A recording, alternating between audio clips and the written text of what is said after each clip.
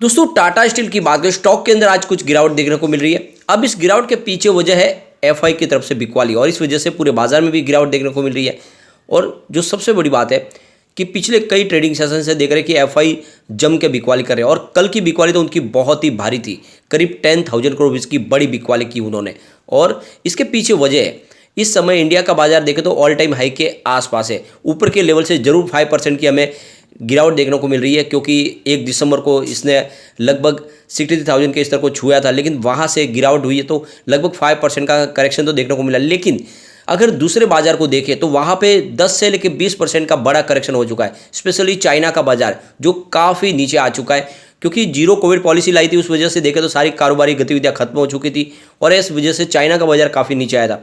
तो ऐसे में एफआई की जो इन्वेस्टमेंट है यहाँ पे, जो धीरे धीरे यहाँ पे प्रॉफिट बुक करके वो निकल के दूसरे बाजार में इन्वेस्टमेंट करने के बारे में सोच रहे हैं कि वहाँ से उन्हें अच्छा रिटर्न मिलेगा, क्योंकि अब चाइना में धीरे धीरे कारोबारी गतिविधियाँ शुरू हुई, तो उनको लग रहा है कि चाइना के बाजार में जल्दी उनको अच्छा रिटर्न मिल सकता है। तो इस वजह से इंडिया के बाजार से एफआई का थोड़ा सा निवेश निकल रहा है। लेकिन हमारे जो बड़े फंड हाउस है वो भी बाजार में भरोसा कर रहे हैं, म्यूचुअल फंड की भी अच्छी खासी खरीदारी हो रही है। तो आने वाले समय में थोड़ा सा भले करेक्शन आए, लेकिन इंडिया का बाजार मजबूत है, और विश्व के दूसरे बाजारों के मुकाबले इंडिया में वैसे भी इस समय इन्फ्लेशन का भी इतना इफेक्ट कम है, और दूसरी तरफ जो जियोपॉलिटिकल टेंशन है उसका भी असर इंडिया के बाजार पे कम है, क्योंकि इंडिया ने काफ़ी सस्ता क्रूड ऑयल भी लिया है रसिया से।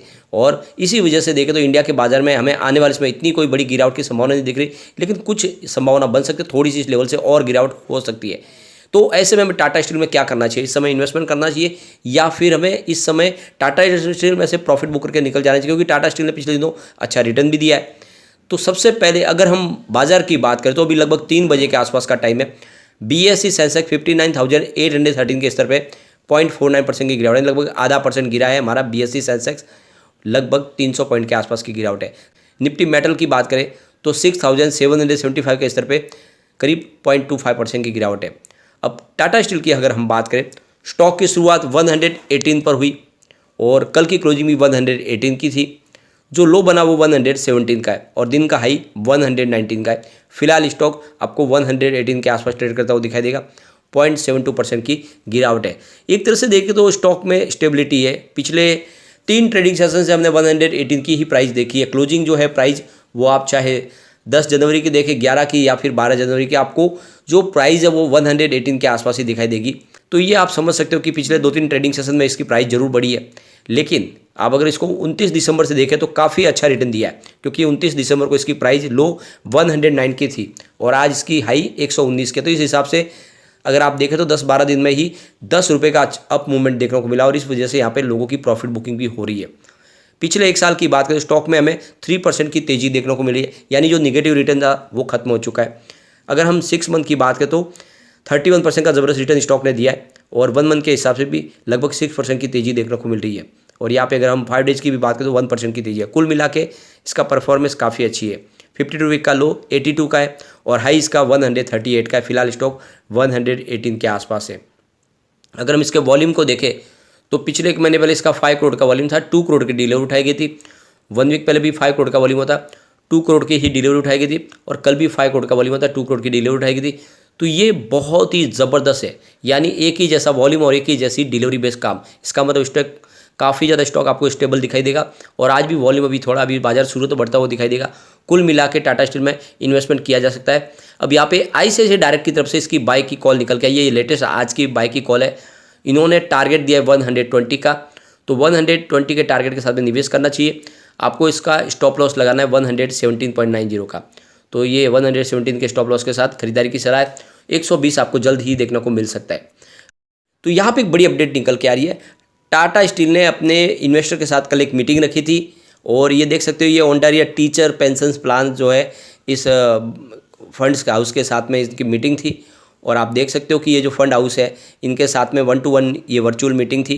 सबसे बड़ी बात है कि हो सकता है कि इनके जो एम्प्लॉयज़ है उनके लिए पेंशन के लिए इनके साथ में बातचीत की हुई हो, क्योंकि टाटा स्टील अपने एम्प्लॉयज़ के पहले ध्यान रखती है। कुल मिला के आप देख सकते हो टाटा स्टील हमेशा एक तरह से देखें तो अपने एम्प्लॉयज़ के खास उनके सेहत के लिए और उनकी लाइफ को आगे बढ़ाने के लिए काफ़ी अच्छा निर्णय लेती है।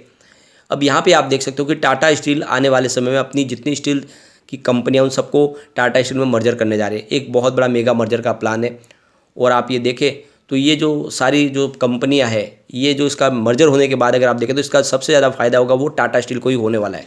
तो यहाँ पे आप देख सकते हो टाटा स्टील लॉन्ग प्रोडक्ट्स, इसके अलावा tin plate company of India, Tata Metaliks और TRF, ये सारी जो 4 कंपनियाँ ये टाटा स्टील में मर्जर की जाएगी। इसके अलावा अगर आप देखें टाटा स्टील माइनिंग लिमिटेड और S&T माइनिंग लिमिटेड, ये भी टाटा स्टील के अंदर मर्जर होने वाली है।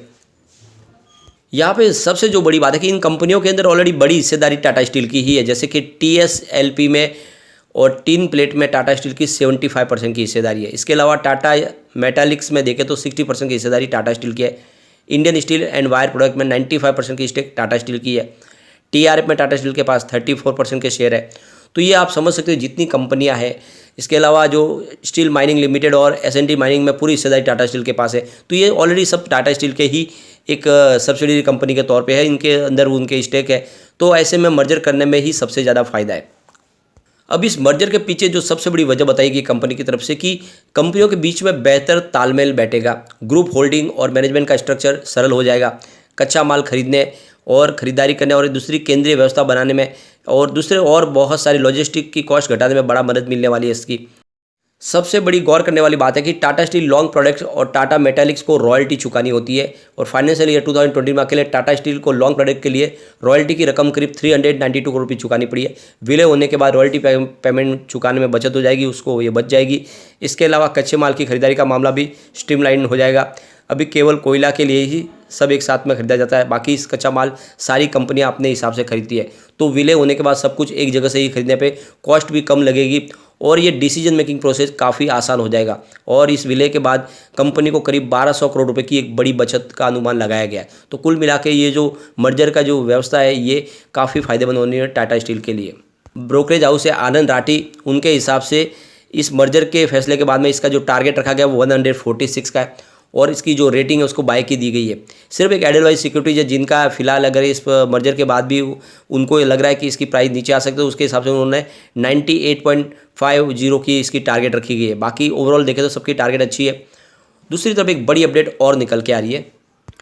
यहाँ पे देख सकते हो पिछले दिनों करीब 10,000 से ज़्यादा आवेदकों ने टाटा स्टील ट्रेड अप्रेंटिस की परीक्षा दी थी। अब उसके रिजल्ट का इंतजार हो रहा है कि ये रिजल्ट कब तक आएगा। तो यहाँ पे देखिए टाटा स्टील की तरफ से पहली बार कलकत्ता, भुवनेश्वर समेत देश के अलग अलग हिस्सों से ट्रेंड अप्रेंटिस की परीक्षा आयोजित की गई थी और इसमें बहुत लोगों ने बढ़ चढ़ के हिस्सा लिया। स्पेशली इसमें लड़कियों को वरीयता दी गई है और आप देख सकते हो कि अब इसका रिजल्ट का इंतजार हो रहा है कि है कौन इसमें पास होते हुए दिखाई देंगे। तो ये देख सकते हो कि इसके रिजल्ट का इंतजार किया जा रहा है। इसी महीने की 20 तारीख तक रिजल्ट आ सकता है, लेकिन कंपनी के मैनेजमेंट की तरफ से इसकी जानकारी अभी नहीं दी गई है। अब जैसे कि बाजार में जो गिरावट हो रही है इसके पीछे जो वजह बन रही है वो है FI। आप देख सकते हो ये आंकड़े जो लगातार बढ़ते जा रहे हैं और ये बाजार के लिए एक चिंता की विषय है। 3 जनवरी को उन्होंने 628 रुपीज़ की बिकवाली की थी। 4 जनवरी को उनकी बिकवाली काफ़ी बड़ी थी, करीब 2600 करोड़ की बिकवाली थी। 5 जनवरी को उन्होंने 1400 करोड़ के माल बेचा और 6 जनवरी को उन्होंने 2900 रुपीज़ की बिकवाली की।